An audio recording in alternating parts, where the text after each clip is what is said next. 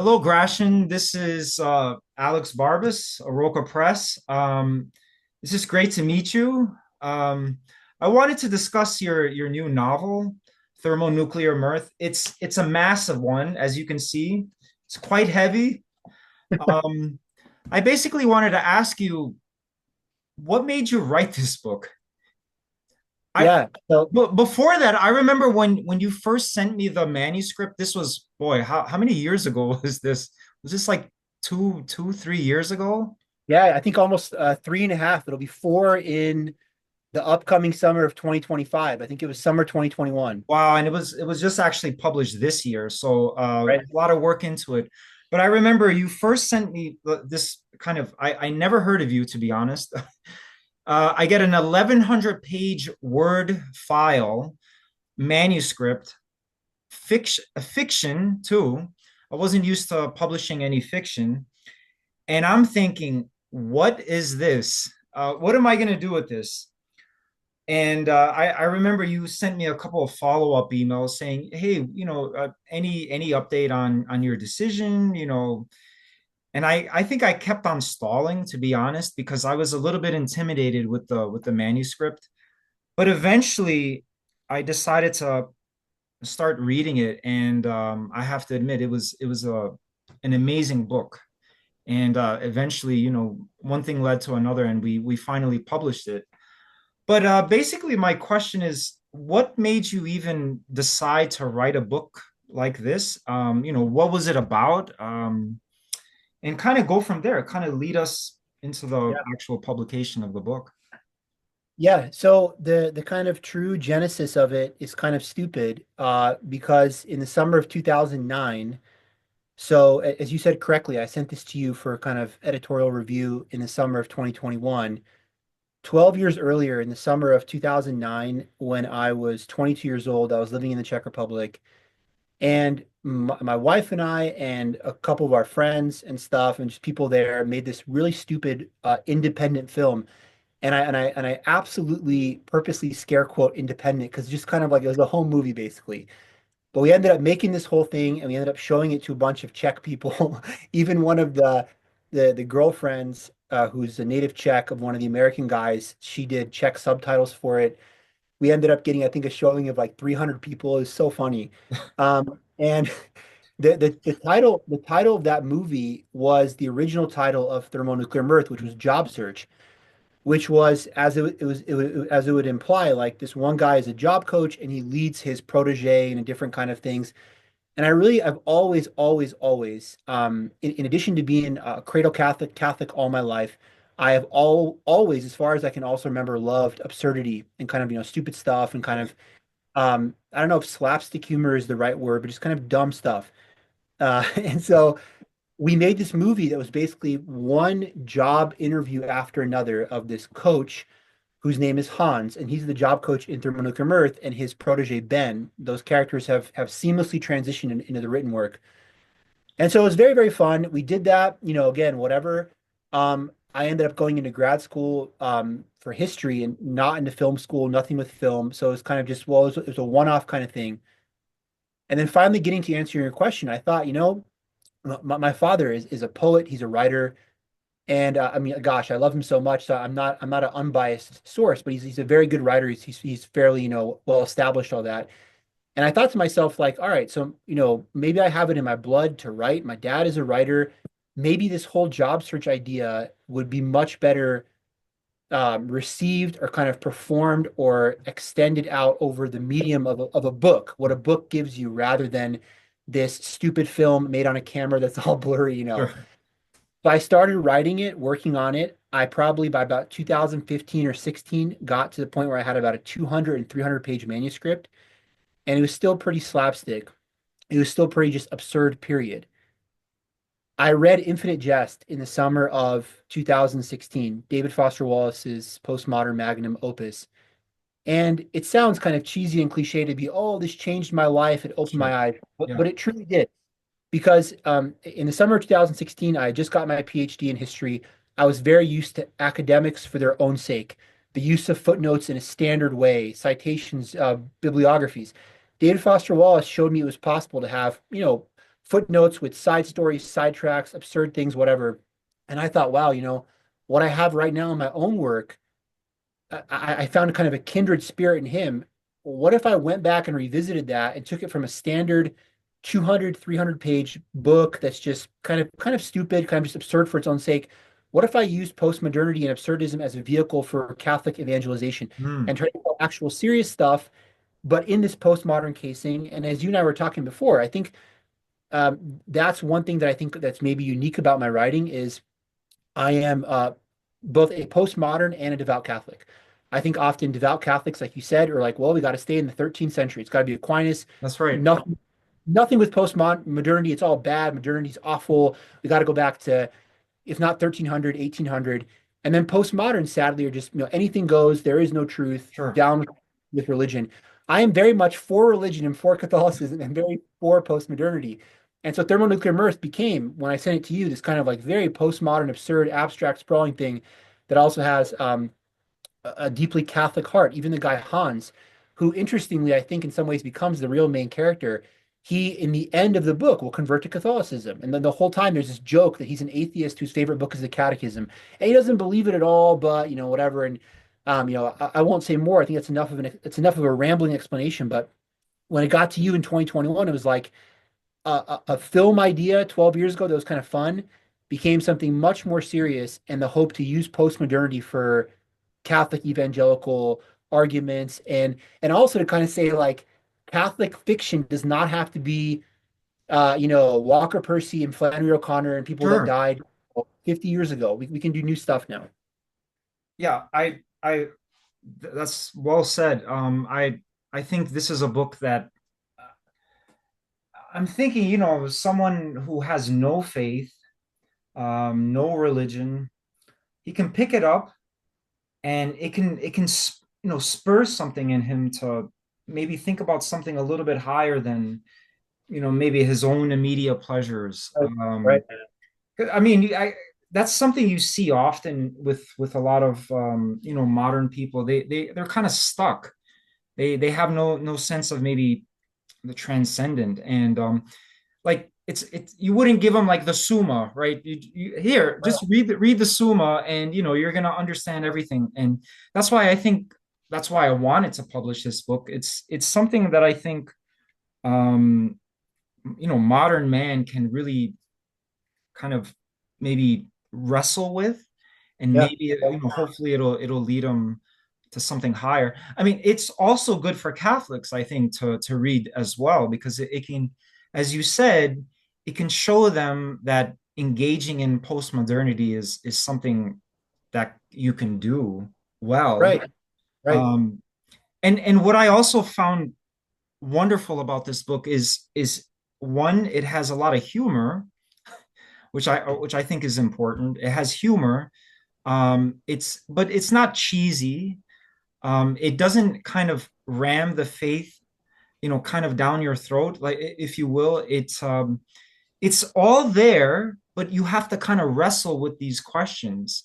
And it's not an easy book in the sense that you can just pick it up. Well, you're not going to read it in a day, right? It's going Right. to be a book that you take time to read. But I don't know. It's one of the most unique books that we've ever published, and I'm hopeful more people will get to know this book. Well, I say, Um, I say this without any kind of sycophantism, but seriously, I cannot recommend your press and you as an editor highly enough. I think God willing, whatever kind of readership it gathers will be, all glory to God and definitely a testament to both of us, not just myself. Certainly your editorial work, there's that old adage, right? That, writers write manuscripts, editors write books, and help in the kind of like process of cutting things down, moving things around. And I think we had like, over the course of 2 years, 22 sections, 50 pages each like a novella length, right? Working through and through. And so I think it's a well, I'll testament. tell you this. This book had me so engaged that I also have another job, which I'm trying to juggle, Arouca Press and another Right. job. But I made an effort, not because I had to meet an obligation. I really wanted to read the chapters that you were sending. Like I was actually enthusiastic about reading. I am about all the manuscripts I get that I want to publish, but there was something about this that I'm like, I have to read this. I want to read it, and I want to publish this book eventually, which we finally did. Well, Um, for me, yeah. that that's obvious. I mean, that's every writer's dream to hear that kind of stuff. And thank you so much. I think going back to some of the earlier stuff you said, um, yeah, it also seems cliche, right? Buy my book. So of course I'm going to say this book is for everybody. It's Yeah. not No, for it's everybody. not.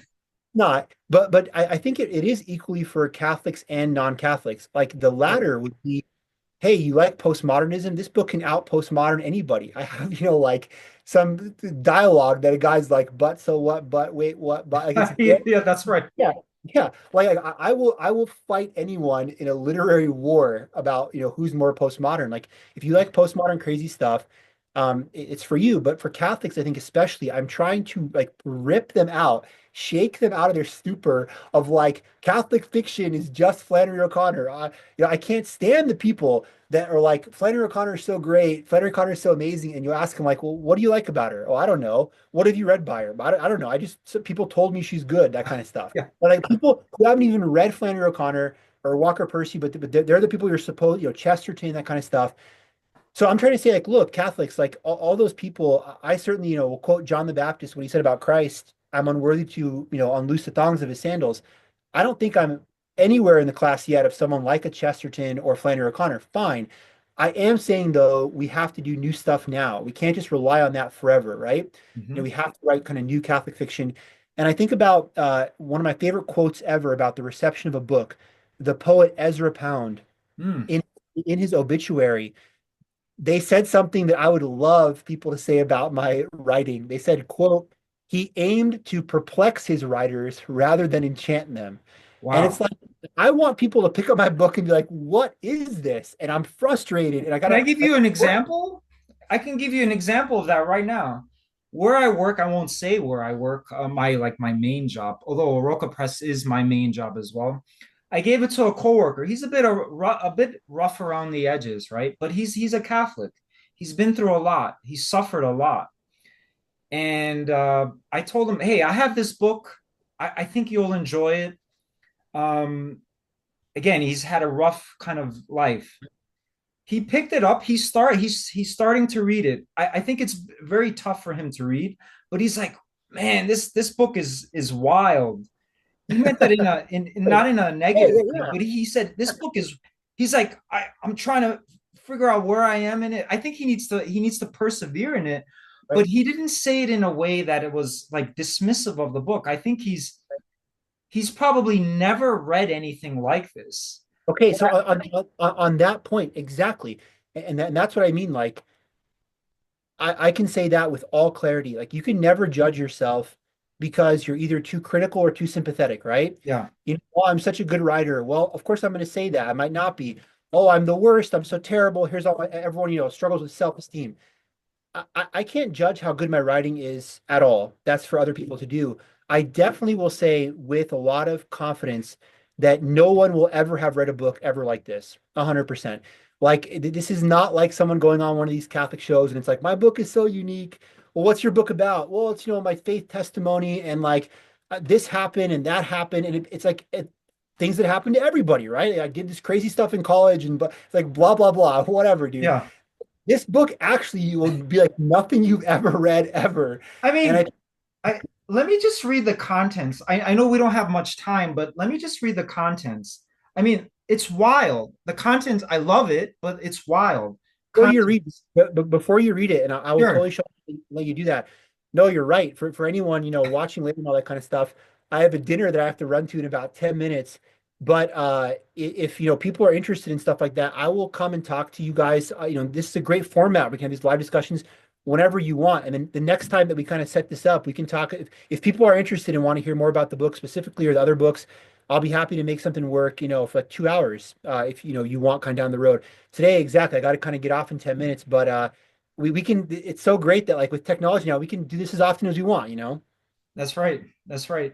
I'll just read a couple of chapters. I mean, 0 Kelvin equals minus 273.15 Celsius while underway during the final session. I'm going to go infected gator, uh, Starkville, Odysseus Tyval. What happened after next? What happened after that? Rome, Universitas, White Elephant, Orange Organizers.